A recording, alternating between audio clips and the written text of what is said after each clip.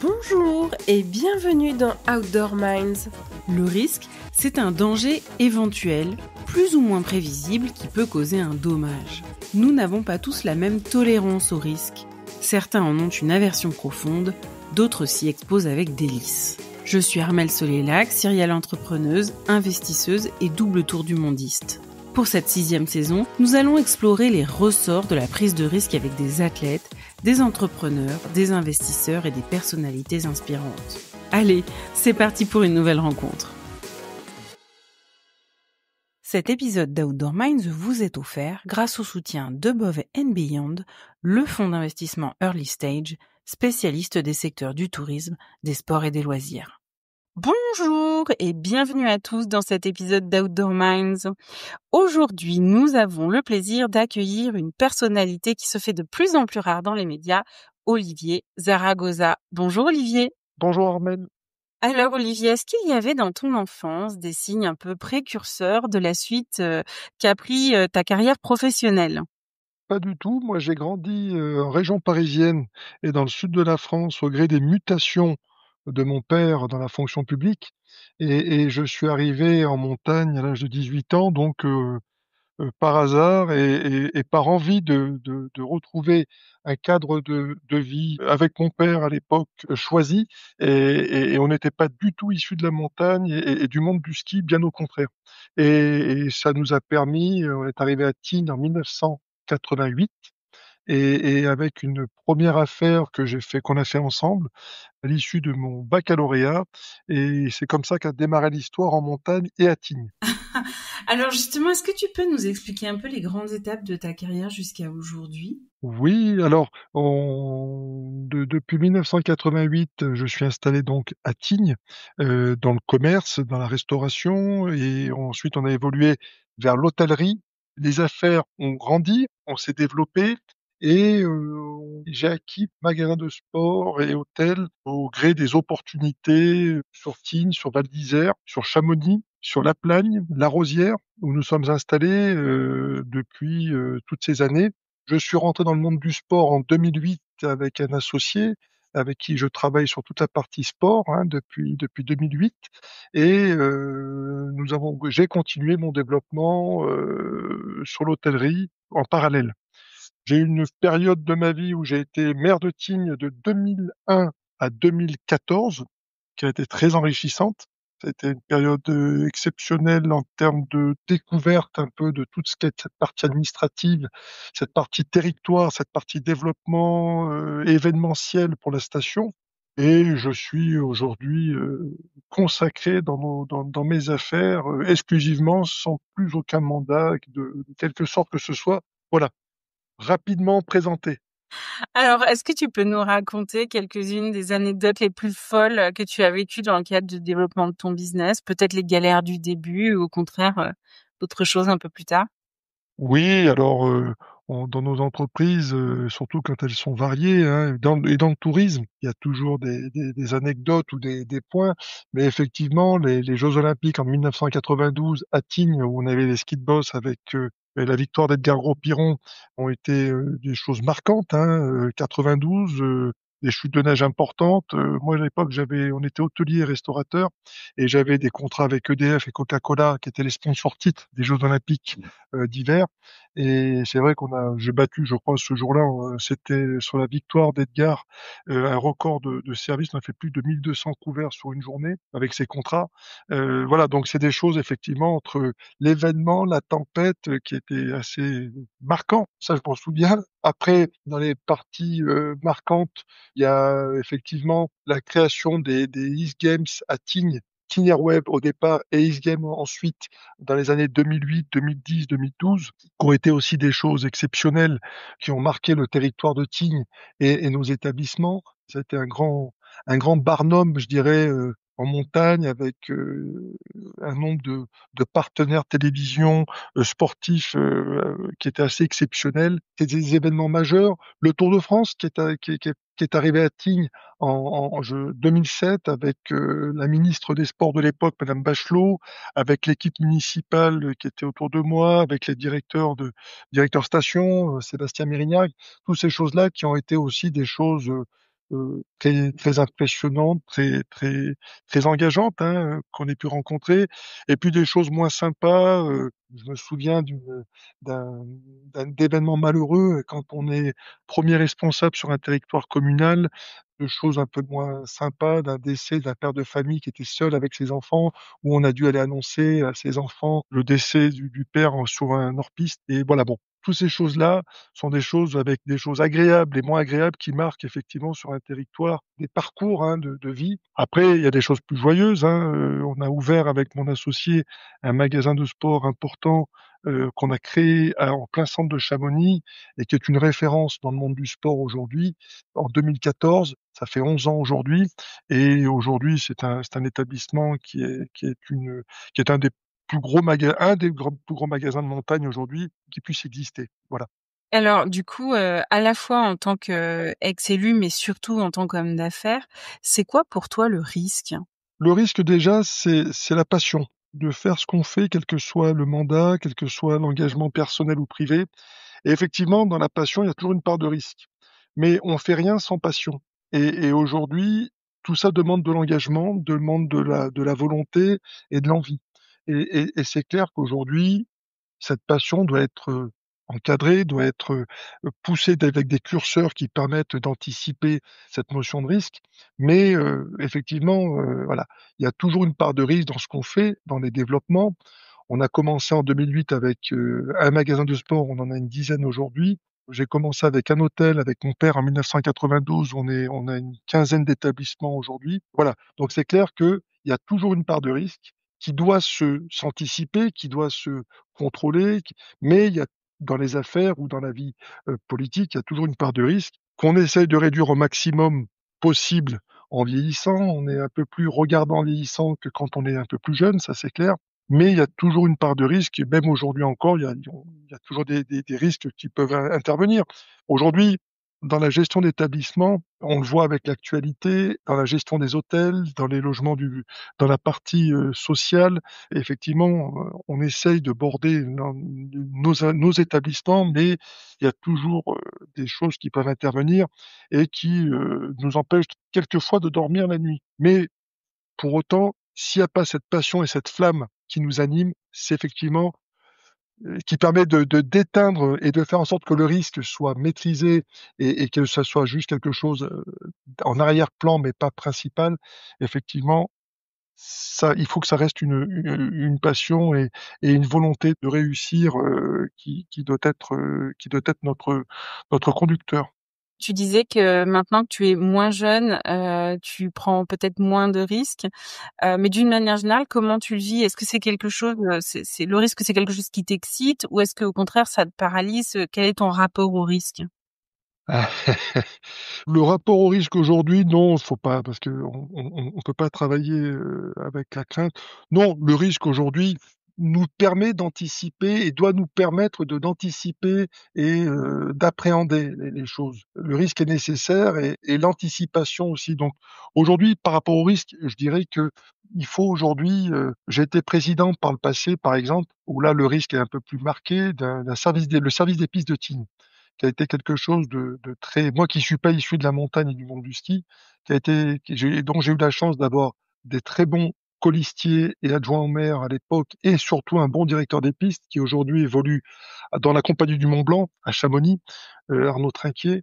Mais c'est clair que toute cette partie-là de risque, c'est quelque chose qu'on anticipait. J'étais le président de la commission de sécurité du territoire de Tignes, qui est un territoire de haute montagne, où on a eu fait dans les années avec la sécurité civile, par exemple, des déclenchements, un des premiers PIDA héliportés sur un village, sur une coulée un couloir qui frôlait un de nos villages. Donc oui, la notion de risque, effectivement, quand on prend la décision de lancer en tant que premier édile l'hélicoptère et donc les artificiers pour faire ce travail, je fais un parallèle à chaque fois entre le monde des affaires et le monde, public, hein, mais qui se rejoignent quelque part.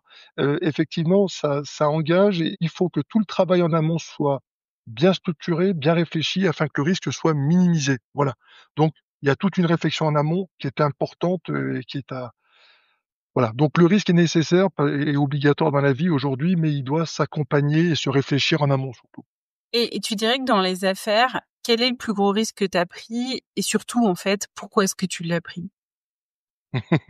Oh bah, l'homme avec un grand H a besoin de challenge et de compétition, donc un des plus gros que j'ai eu pris, peut-être, c'est effectivement notre affaire de Chamonix parce que on est arrivé sur un territoire un peu hostile à notre arrivée, hein, avec Intersport, puisque c'est notre enseigne, où on était sur un établissement qui était une brasserie, très importante de Chamonix, hein, connue, hein, la Taverne de Chamonix, et qu'on a transformé en magasin de sport et effectivement avec la collectivité locale, avec, les acteurs locaux, hein, qui ont vu arriver un concurrent important, ça a pas été simple et effectivement, là, il y a une prise de risque qui était importante pour nous, pour notre accompagnement là, financier et effectivement, ça a été pour nous un enjeu. On a passé une année sans pouvoir toucher à nos façades, à nos aménagements, parce que la collectivité refusait le changement. Ça a été un gros engagement, ça a été une grosse prise de risque et aujourd'hui, voilà, on est ravis de ce que c'est et ça en valait la peine, je dirais,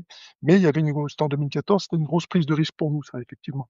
Et si tu regardes ton parcours, est-ce que, éventuellement, tu as commis une erreur? Si oui, qu'est-ce que tu en retiens? On se nourrit de nos erreurs, effectivement, on a le droit de se tromper une fois, pas 2. En tout cas, c'est ce qu'on retient tous. Oui, des erreurs, quand j'ai eu effectivement une condamnation pénale en 2011-2012, en tant qu'élu, il y a prescription aujourd'hui, mais pour autant, ça m'a énormément marqué, d'autant plus que j'ai toujours et aujourd'hui encore un sentiment un peu amer par rapport à ça, mais bon, c'est pas l'objet. Mais pour autant, voilà, j'en retiens qu'aujourd'hui, oui, je conseille par exemple à mes enfants de ne plus jamais se présenter à une élection municipale, par exemple. Ah ouais, à ce point-là. Oui, bah, je vois l'actualité locale avec, ce qui arrive au maire de Saint-Gervais là, dont j'ai suivi l'actualité récente, que je ne comprends pas non plus. Ce qu'on lui la charge aujourd'hui de l'État contre le maire de Saint-Gervais. Voilà, il y a pas de parallèle, il y a juste un constat sans connaître le fond du dossier. Pour autant, ce qui en découle aujourd'hui, je suis inquiet par nos institutions et par ces bases aujourd'hui de la République, dont la justice fait partie et qui aujourd'hui, je trouve que ça va trop et très loin dans des territoires de montagne. Je parle de ce que je connais dans nos territoires de montagne. Avant moi, il y a eu le maire de Chamonix, monsieur Charlet, hein, qui a été lourdement aussi, impacté par d'autres affaires, dans d'autres sujets, hein. C'était il y a plus de 20 ans aujourd'hui aussi. Mais c'est comme ça, donc j'en retiens qu'aujourd'hui, oui, oui, c'était aussi un passage compliqué et que, voilà, sur ces sujets-là, en tout cas, oui, j'en retiens en tout cas qu'il faut être très vigilant et faire attention, que ça soit dans la vie privée, dans la vie publique et il nous faut des élus engagés, hein, pour nos secteurs de montagne et je félicite ceux qui sont en place aujourd'hui et ceux qui vont être candidats prochainement, puisque les élections vont avoir lieu au mois de mars 26, parce qu'il nous faut des élus dans nos territoires engagés, qui ont des visions, qui ont aujourd'hui une ambition pour nos stations, qui ont besoin aujourd'hui d'un haut-parleur important. Les Jeux olympiques de 2030 aujourd'hui, avec Edgar Gros-Piron, vont être, je pense et j'espère, un focus, et qui vont importants pour nos sites et notre communication et permettre effectivement également des infrastructures importantes qui manquent encore aujourd'hui sur nos territoires, comme ça a eu été le cas en 92 avec les Jeux d'Albertville. Alors, comme tout chef d'entreprise, tu as forcément, connu des moments plus difficiles que d'autres. Qu'est-ce qui te fait tenir quand c'est, difficile? Comment est-ce que tu puises ta motivation dans ces moments, plus compliqués? Le travail d'équipe, aujourd'hui, j'ai la chance dans nos différentes structures, c'est une soixantaine de sociétés, c'est ce que j'ai évoqué. Donc la chance qu'on a et que j'ai aujourd'hui, c'est de pouvoir s'appuyer sur, des associés, des partenaires, ma fille, qui me suit au quotidien et des équipes dans nos différents sites, sur lesquels nous travaillons, plus de 250 salariés, voilà, dans tous les sites où nous sommes présents directement, plus, un certain nombre de personnes qui travaillent directement pour nous, mais qui sont aujourd'hui pour la plupart, qui travaillent pour nous depuis de longue date et pouvoir aujourd'hui travailler collégialement. Je crois qu'aujourd'hui, ce qui est important, c'est d'avoir ces échanges, ces engagements, ce partage, cette volonté de remettre l'humain, je pense, au cœur un peu de nos réflexions, parce que sans humain aujourd'hui, on ne peut pas avancer. Moi, aujourd'hui, par exemple, dans le sport, on a une spécificité, une particularité qui va à l'encontre de la bien-pensance, de ce qu'on pense aujourd'hui. On fait pas de vente en ligne ni de vente à distance. Donc aujourd'hui, on travaille qu'avec du retail et du commerce de proximité. Ce qui est aujourd'hui, par rapport à ce qu'on vit, voilà. Mais ce qu'on croit et ce qu'on pense, par exemple dans le commerce, c'est que l'humain et tout le conseil qu'on apporte à nos clients sont le plus important, et tout ça se travaille par les responsables d'exploitation, les responsables de site, dans nos différents magasins, sur les 3 stations en sport où nous sommes présents, hein, Tignes, Val d'Isère, Chamonix, d'avoir ce dialogue, cet engagement, et ça aujourd'hui, ça permet d'avancer et d'avoir des performances économiques, à la hauteur de nos attentes. Et à contrario, est-ce que tu as des grandes satisfactions, des accomplissements dont tu es particulièrement fier? Oui, oui, bien sûr, d'avoir réussi à créer pour des gens avec mon associé là, Christophe, avec qui je travaille depuis presque 20 ans, d'avoir fait un des premiers, pas le plus grand, mais un des plus gros groupements, montagne dans le sport, alors que nous ne sommes pas moniteurs de ski. Oui, c'est quand même déjà assez exceptionnel dans nos stations où tous les magasins de sport sont détenus par des grands noms du ski, hein, et j'en connais la plupart, et ce sont des gens des connaissances, voilà, de grande qualité. Mais pour nous d'aujourd'hui, c'était déjà une grande réussite, alors que j'ai pas un grand niveau de ski, par exemple, ni moi ni mon associé. Donc voilà, donc ça, c'était déjà un 1er exploit, et aujourd'hui, on est voilà, avec l'enseigne Intersport, on est aujourd'hui, un des acteurs importants du monde du sport en montagne.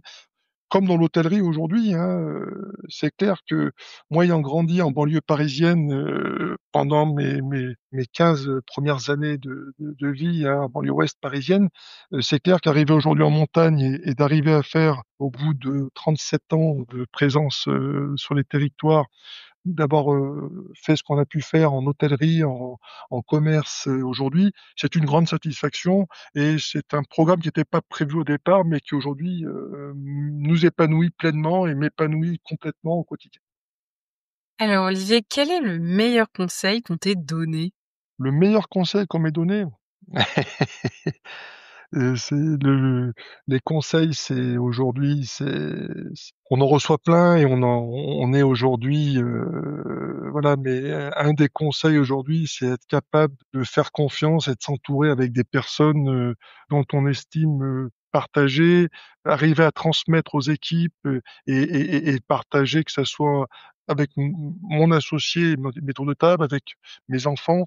Voilà, je crois qu'aujourd'hui, le dialogue est nécessaire, la confiance, et puis, arriver à déléguer, et arriver à réaliser, que tout seul, effectivement, on n'arrive pas à tout faire, et que il est important de pouvoir, arriver à engager un petit peu, tous les partenaires et tous les responsables pour pouvoir aboutir à un résultat de qualité. Donc, voilà, il n'y a pas un conseil, mais il y a plutôt une philosophie de travail. L'industrie du tourisme et de l'hospitalité, elle a beaucoup évolué ces 10 dernières années. Quels sont pour toi les changements qui t'ont le plus marqué? Les changements qui m'ont le plus marqué, dans l'évolution, c'est l'évolution humaine, l'évolution du monde salarial.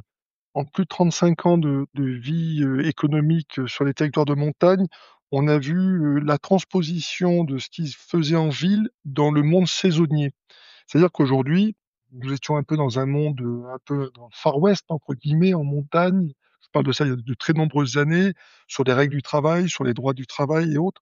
Et effectivement, la transposition avec le temps, et aujourd'hui, de voir des fermetures d'établissements par semaine, comme ce qui se passe en ville, en pleine saison en montagne, ce sont des évolutions que nous ne voyions que nous n'avions pas à l'époque.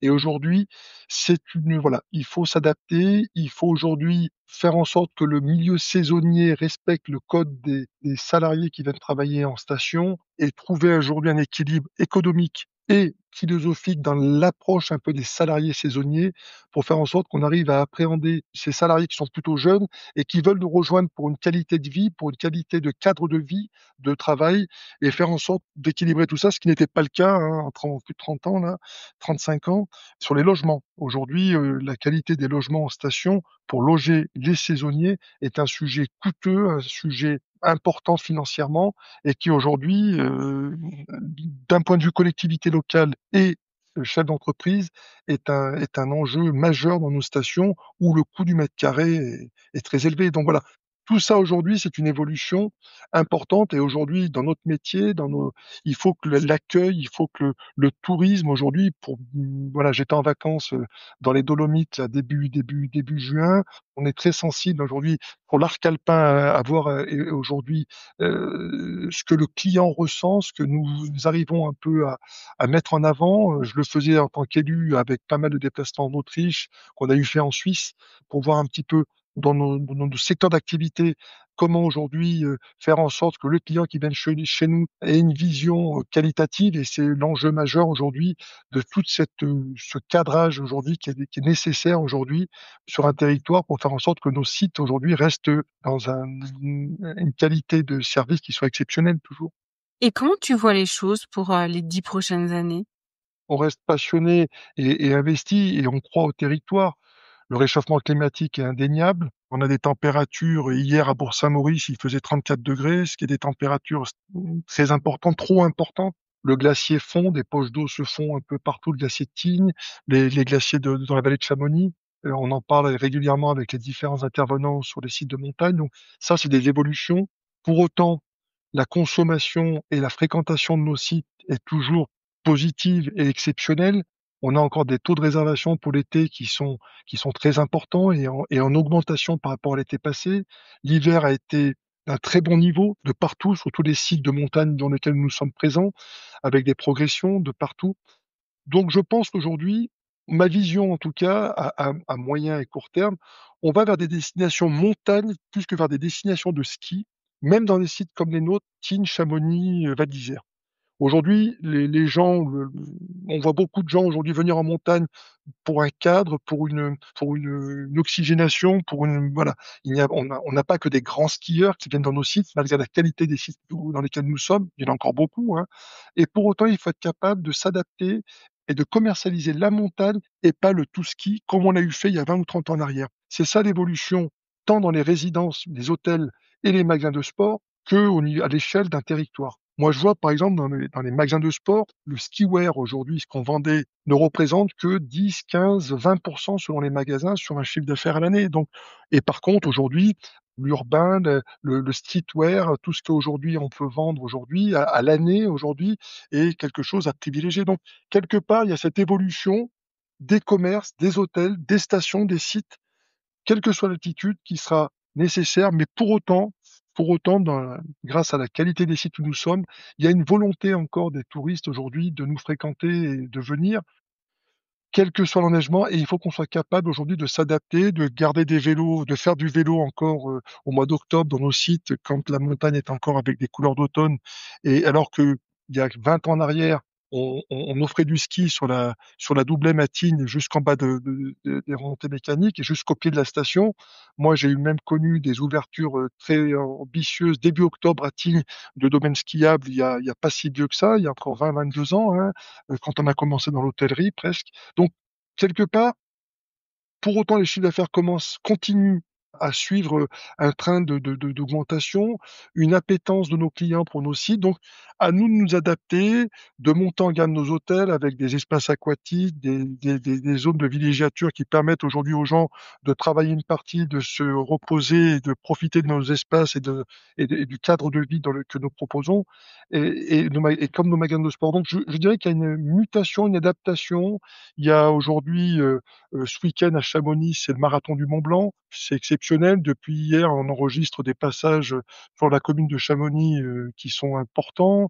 Nos magasins sont bien fréquentés. Donc voilà, je pense qu'aujourd'hui, il faut avoir une vision aux 4 saisons, une vision montagne, pas tourner exclusivement sur le ski, mais qui permettent d'offrir un territoire qui s'adapte, qui se mute et qui aujourd'hui permettent, à nos citadins, qui sont nos clients, de continuer à nous fréquenter avec envie et passion. Olivier, on arrive sur la fin de cette interview. Quelles sont les choses ou quelle est la chose que tu sais avec une absolue certitude?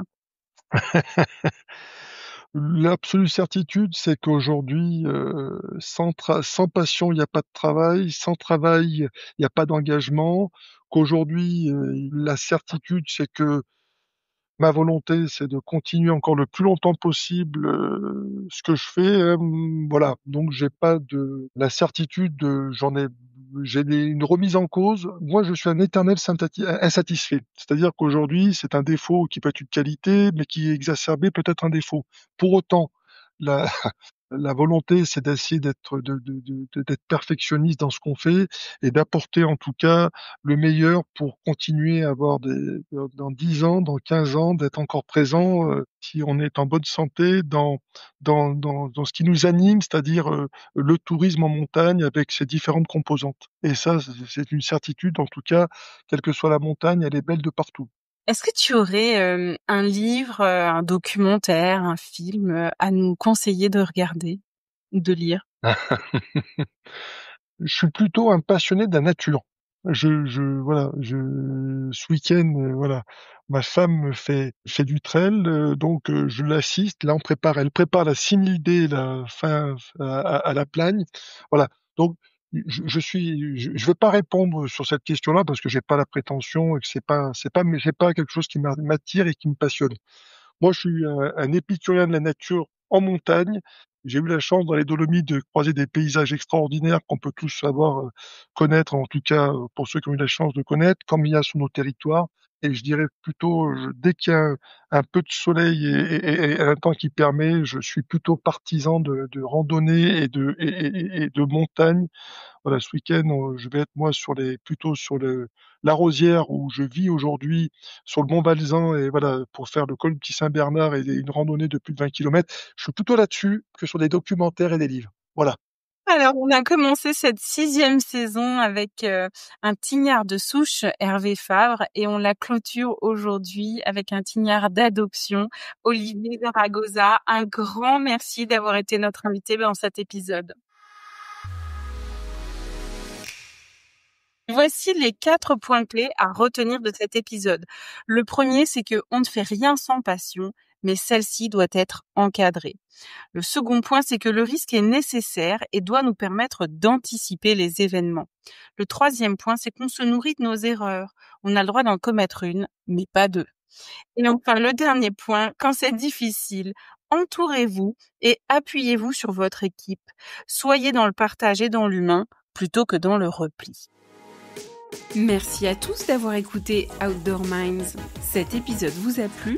Je vous invite à le partager autour de vous et à me soutenir en mettant une note de 5 étoiles avec un commentaire sympa.